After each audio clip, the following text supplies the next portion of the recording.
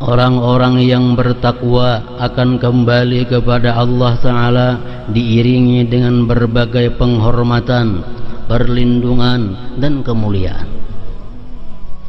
Orang-orang yang bertakwa akan kembali kepada Allah Ta'ala diiringi dengan berbagai penghormatan, perlindungan, dan kemuliaan.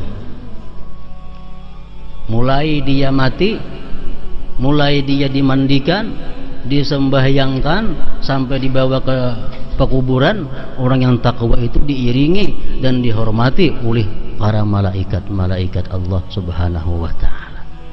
Sedangkan orang-orang yang tidak bertakwa, yang suka mengabaikan berbagai perintah Allah dan melanggar berbagai larangannya, akan kembali dengan penuh penghinaan dan kerendahan. Mulai malakal maut datang sudah dengan wajah yang menakutkan. Cara mencabutnya pun dengan mencabut yang menyakitkan. Sudah diambil roh, diserahkan kepada malaikat azab. Malaikat azab membawa kepada Allah, ditolak oleh Allah. Ditimbai, digugurkan roh orang jahat itu sampai kepada bumi yang ketujuh. Itulah orang-orang yang melanggar, mengabaikan berbagai perintah Allah dan melanggar berbagai larangannya, akan kembali dengan penuh penghinaan dan kerendahan. Allah Ta'ala mewahyukan, walau tara idil mujrimuna nakisu ru'usihim 'inda rabbihim, dan sekiranya kamu melihat ketika orang-orang yang berdosa itu menundukkan kepala di hadapan Tuhan mereka setelah melihat janji Allah, keadaan akhirat yang sebenarnya tersingkap kepada mereka, dan hijab badan nafsu tabiat dan kebuduhan yang selama ini menutupi diri mereka terangkat. Mereka pun segera memohon dikembalikan ke dunia agar dapat beramal saleh. Jadi orang-orang nang kada takwa, orang-orang nang melanggar berbagai perintah Allah, larangan Allah ini, mulai dia datang malakal maut sudah minta ditunda. Rabbi laula akhartani ila ajalin qarib, hai Tuhan, berikan aku tempo sedikit lagi, sedikit masa, hendak bisa berbuat baik. Dijawab oleh Allah, bila ajal sudah tiba, kada bisa dimundurkan sedetik jua pun, akhirnya mati.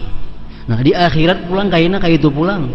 Begitu melihat siksa yang dijanjikan Allah dalam dunia, di situ kelihatan siksanya, ancaman-ancamannya kelihatan.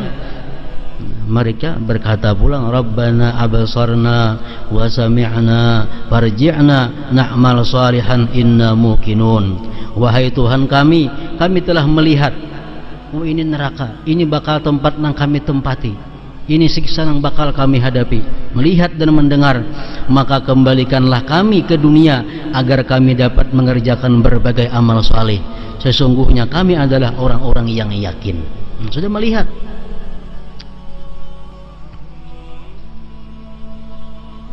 Dijawab oleh Allah, sekali-kali tidak. Sekali-kali tidak. Bagaimana mungkin mereka akan kembali ke dunia? Bukankah Allah telah mewahyukan, awalam nu'ammirkum ma yatadzakkaru fihi man tadzakkar wa ja'akumun nadhir. Bukankah telah kami panjangkan umur kalian, ya Tuhan, dalam masa yang cukup untuk berpikir bagi orang yang mau berpikir. Ikam hidup 30 tahun, 60 tahun.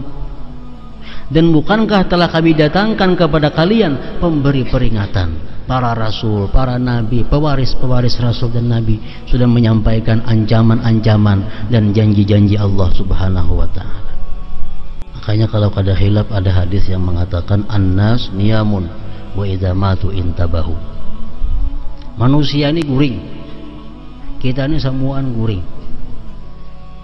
Wa idza matu bila mereka mati, intabahu, mereka baru terjaga. Kita ini guring semuaan, kita kada sadar. Begitu kita mati, hanya kita sadar, oh ini tempat nang sebujurnya nang disediakan bagi orang-orang nang takwa. Ini tempat nang disediakan untuk orang-orang yang durjana. Takwa adalah usaha untuk melaksanakan semua perintah Allah, menjauhi semua larangannya, yang batin maupun zahir. Merasa takut kepadanya, mengharapkannya, mendambakan berbagai karunia-Nya, beribadah kepadanya dan mengenalnya. Takwa ini Rasulullah mengatakan hahuna. Takwa itu Nabi di sini, di hati artinya. Jadi takwa ini dalam hati. Takwa ini merupakan satu perasaan membesarkan Allah, perasaan takut lawan Allah, sehingga berbuah melaksanakan segala perintahnya, menjauhi segala yang dilarangnya. Jadi kalau takwa itu artinya dalam hati. Biasa kita mengartikan takwa, menjunjung perintah Allah, menjauhi larangannya, itu adalah buah daripada takwa. Rasulullah mengatakan takwa itu andaknya di dalam hati.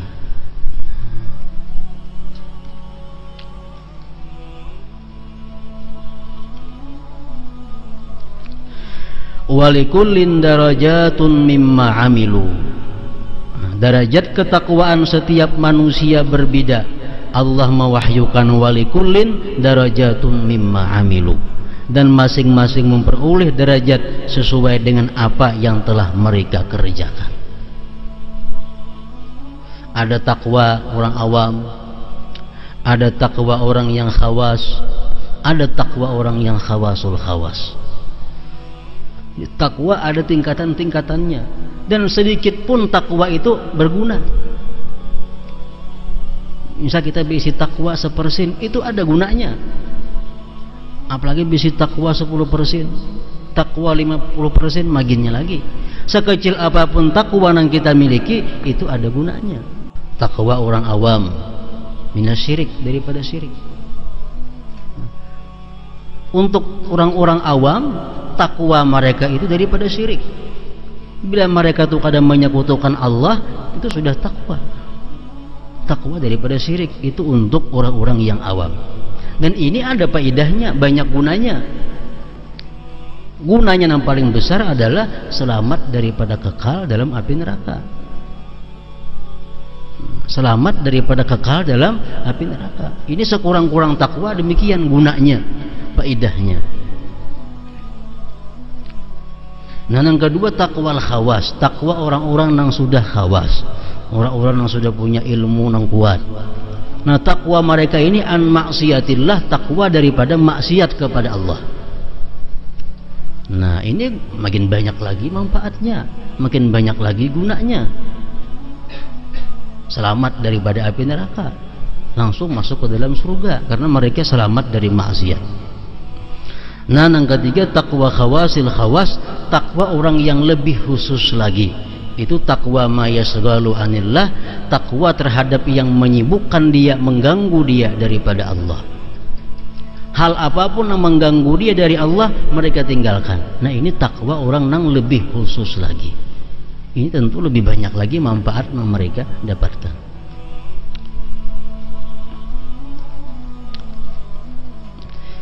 Dan masing-masing memperoleh derajat sesuai dengan apa yang telah mereka kerjakan. Allah sebagai ilah, Tuhan semesta alam, artinya dialah satu-satunya sesembahan mereka. Ilahiyah adalah sifat terbesar zat Allah yang maha suci. Termasuk dalam sifat ini adalah sifat tanzih as-salbiyah,